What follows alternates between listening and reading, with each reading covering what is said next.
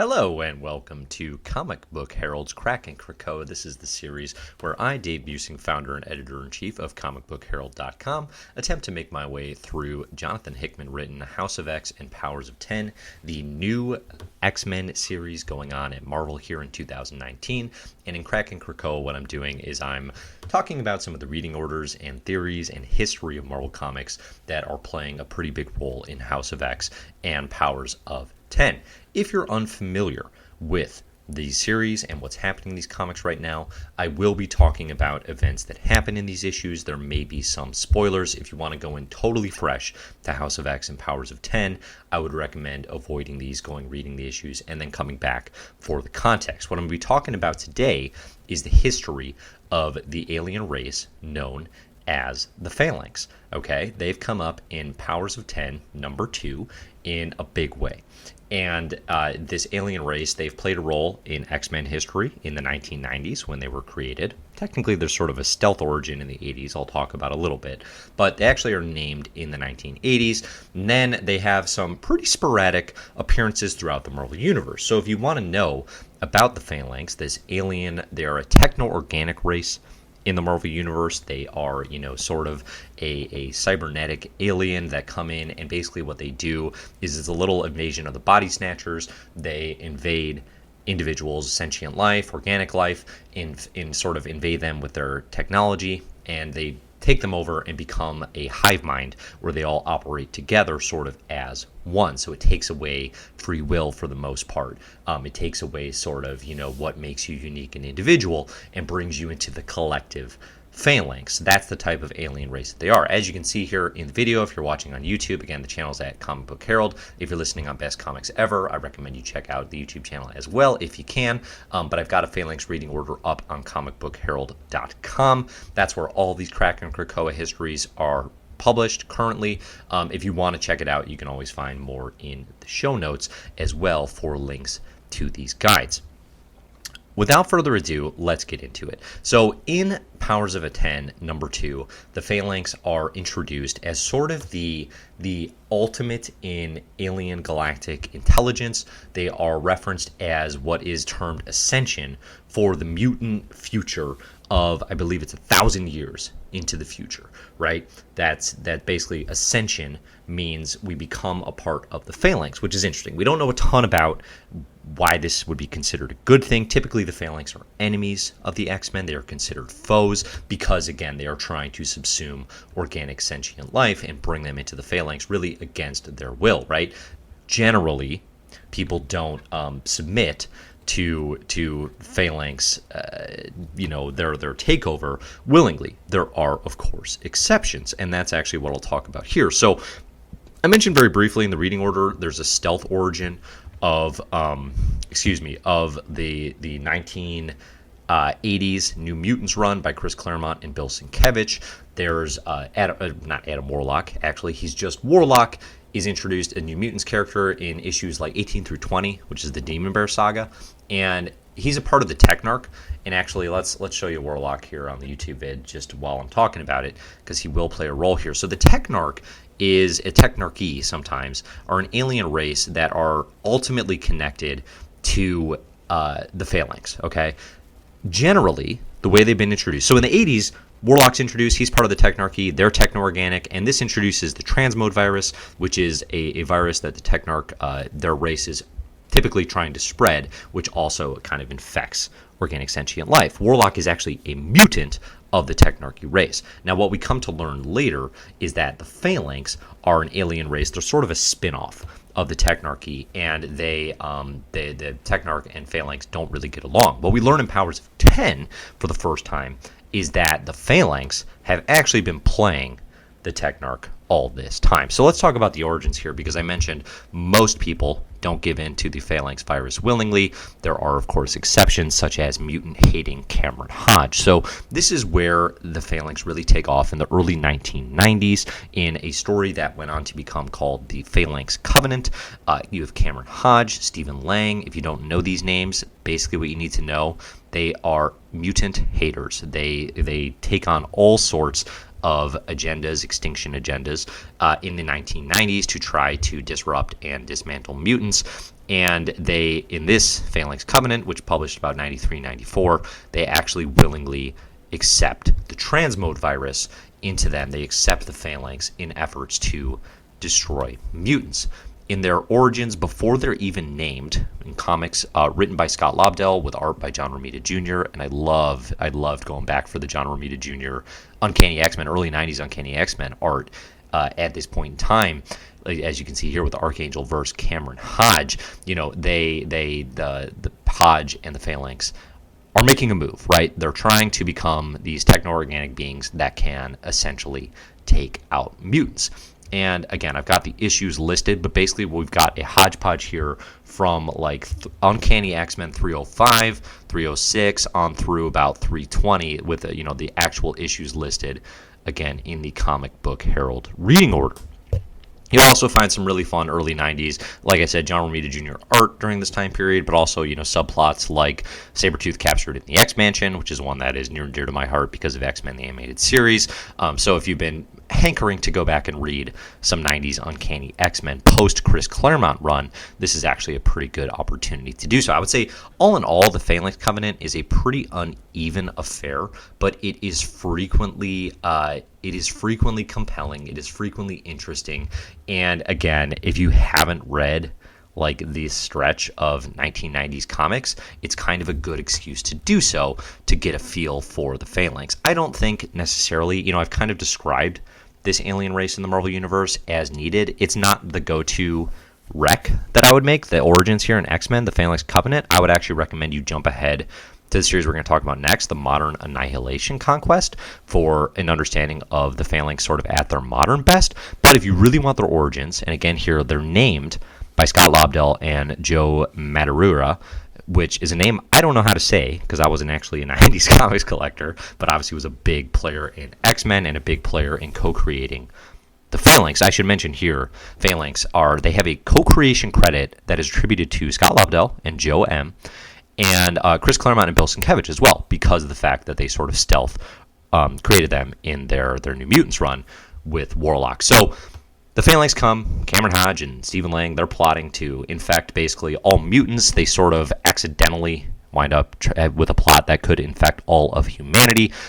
Some interesting things that the Phalanx Covenant leads to.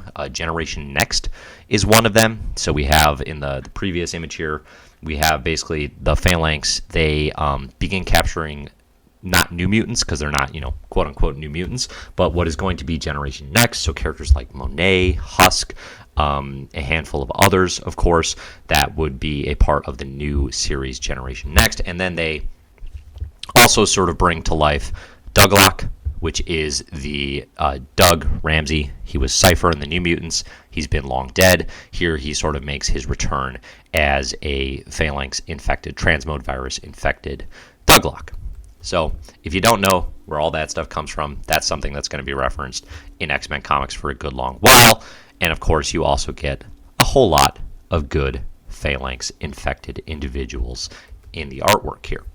So that is more or less the Phalanx Covenant. Again, it's a big crossover. It spreads across Uncanny X-Men, X-Factor, really any X-book that's going on at the time. I would recommend checking out the Comic Book Herald reading order for the actual issue-by-issue breakdown of those comics. And of course, you can see that right here. I've got it published. And again, here's the actual issue-by-issue breakdown that you can check out.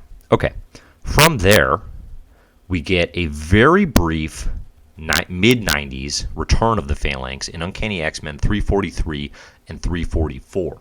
This is, again, Joe Mad on art. He is kind of redesigning the Phalanx, which he helped design to begin with in the early 90s, as these sort of more like symbiote-looking kind of 90s cool type aliens you can see here. So this is a short issue or a short story where the X-Men are out in space. They find the Shi'ar Empire sort of taken out. I would actually really recommend if you are interested in 90s renditions of the Phalanx, again, because the history isn't that convoluted or there isn't that much to it, I would recommend checking out these two issues. They're pretty fun, and it's interesting to see like within 3 or 4 years already the creators, Lobdell and Mad, are redesigning the Phalanx.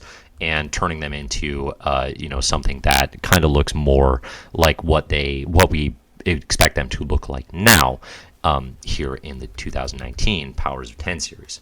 So that's sort of a quickie, and then really they're kind of quiet until the 2000s event Annihilation Conquest. Okay, this is when the Phalanx come back somewhat unexpectedly, and they really make a play here in the follow-up to Annihilation, which is one of the best Marvel Comics events, really of all time, definitely of the 2000s. Conquest isn't quite that good, but it is interesting. It's a great part of really one of the best Marvel Cosmic runs of all time from about 2005 to 2010.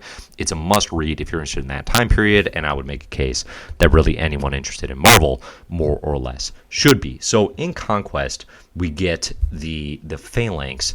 They plot to sort of take over this. There's a gap kind of in the cosmic landscape that the Annihilation wave sort of leaves a gap of, destruction behind, and the Phalanx step in to try to infect and take over everything. So basically any tech that is used can be infiltrated by the Phalanx. And I should mention, this is written by Dan Abnett and Andy Lanning. One of the best things I think that they do here is they take the Phalanx and they take this idea of a techno-organic virus and they really stretch it to, okay, if we're using all this technology all the time, that's actually a danger in the hands of the Phalanx. And then, of course, the other really cool thing that they do, and I should mention too, it kind of has the feel of like a zombie comic where, now when the Phalanx take people over, it's very much like they're zombies. And the other really cool thing that Annihilation Conquest does is it ties the Phalanx to the Earthbound villain that it just makes a ton of sense once you see it on the page, and that's Ultron. So Ultron is shot into space in the pages of Mighty Avengers, the Brian Michael Bendis series that launches, I believe, right after Civil War. There's a story arc where Ultron takes on sexy Jan Van Dyne body.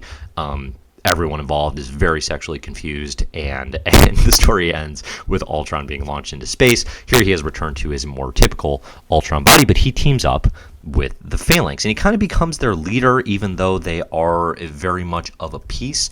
But it makes a ton of sense when you think about Ultron and his motivations. Ultron is a character who is, he sees the flaw in humanity, and he sees his first directive of, sort of taking over humanity and exterminating them in order to create a more perfect society. The Phalanx are on a very similar page, getting everyone onto the same wavelength. Now, I think ultimately Ultron and the Phalanx are sort of at odds, but they are definitely there using each other here to take over the galaxy. So that's more or less the plot of Annihilation. You get some kind of wild introductions here, like, for example, the Guardians of the Galaxy.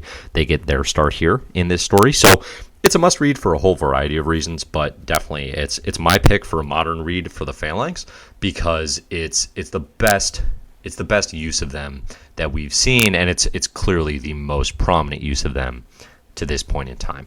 Okay, from there are some, not a ton of Phalanx stories, but there are some transmode virus and definitely Warlock and Technarchy type stories. And I should mention too, Warlock plays a role in the pages of Annihilation Conquest. He's one along with the Magus, another member of the Technarchy, who comes back to try and stop the Phalanx and Ultron. They're kind of the wild cards that come in and help take out that alien threat. But there have been stories you can see in the reading order, like in New Mutants Dead Souls and Uncanny X-Men Wolverine and Cyclops. Actually, these are the Matt Rosenberg written X-Men stories that he was doing prior to Hickman coming on to House of X and Powers of 10. There's a whole lot of Warlock and Transmode Virus, and a lot of that playing into the New Mutants of today. We don't know at this point in time if any of that's going to carry over into House of X and Powers of 10, but definitely if you want to see how these viruses, it really is just people are infected and kind of take on a hive mind of shared understanding and shared thought. But otherwise, Powers of 10 is where the Phalanx come back. Hopefully now you have a decent understanding of what this alien race is. I think they're relatively easy to grasp. I think Hickman is adding complexity to them in a way that is going to make them less easy to grasp, certainly over time. There's been, I think, okay, there's a symbiosis and a connection between the Technarchy and the Phalanx, but now Hickman's got it where the Phalanx have been playing everyone all this time. And if we look into the future, they are the ideal of a galactic race, and sort of like what is possible in terms of achieving utopia or perfection, or as they term it here, ascension. And I think it's really interesting to look at the Phalanx as the ultimate end of really what is turning out to be sort of a machine versus mutant story. It's Sentinels versus mutants, I think, in a lot of ways, right? Like so far, and at the time of this recording, I've read House of X 1 and 2 and Powers of 10 1 through 3. It's not really a mutants versus humans story, and it's definitely not a mutants versus mutant story. Magneto and the villains, they're trying to bring all of mutant kind in together as one. And the Phalanx and Sentinels, they represent this sort of human-made machines escalating to a degree that is actually the ultimate threat to mutant kind, which is interesting. There's sort of two forms of evolution. There's mutant kind, and then there's like artificial intelligence. So we're going to see that continue to expand, I'm sure, in these stories. I think, again, if you want to find more about the Phalanx, come on over to comicbookherald.com. You can read all about them. And I'm going to be back here with more Krakin Krakoa as I obsess over what has been the most fun I've had reading X-Men comics in a good long while. So thanks, everybody, for listening. Again, I'm Dave Busing, founder and editor-in-chief of comicbookherald.com. Check out Comic Book Herald really anywhere online at Comic Book Herald. You can listen to the podcast at Best Comics Ever. Music for the show, if you're listening on the pod, is by Anthony Weiss. You can find more of his music at anthonyweis.com. Please like and subscribe if you're watching on YouTube. Tell a friend. And, come on and check out some of the great content over on comicbookherald.com when you get a chance. Thanks, everybody, for listening. And as always, enjoy the comics.